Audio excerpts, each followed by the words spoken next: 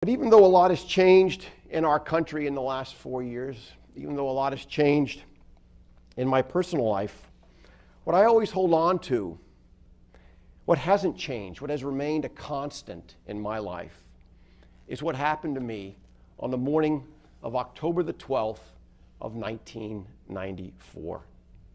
That hasn't changed at all. And so I'd like to spend a little bit of this time today sharing what happened to you on the moment that changed my whole life, the morning of October the 12th of 1994. And this is from the prologue of my first book, Broken. There was a sharp rap on the door, followed by a muffled but unmistakable command from a voice outside in the hallway.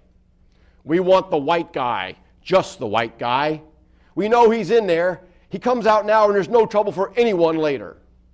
I was the white guy. And in that instant, I knew that my family's desperate search to track me down had ended at this decayed two-story apartment in a violent pocket of Atlanta's inner city.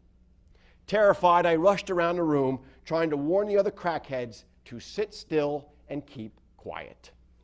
"Don't panic," I whispered. "They'll go away." But nobody was listening because everybody was as high and as scared as I was. We bumped into one another as we tried to find a way out, but there was nowhere to go, nowhere to hide. We were like wild animals trapped by a wind-whipped forest fire. Who was out there banging on the door? Was it my father? My mother? My wife? My mind flashed back to that morning 4 days earlier, October the 8th of 1994, 4 days earlier when I left my house in suburban Atlanta. I remember kissing 4-month-old Thomas and 2-year-old Henry goodbye. It was a Sunday afternoon, and I told my wife, Allison, that I needed to run some errands before dinner.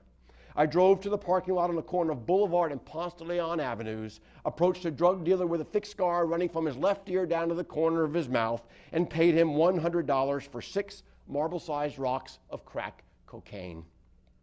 I held them in my hand and thought, these will keep me going for a day or two. They were gone in 4 hours.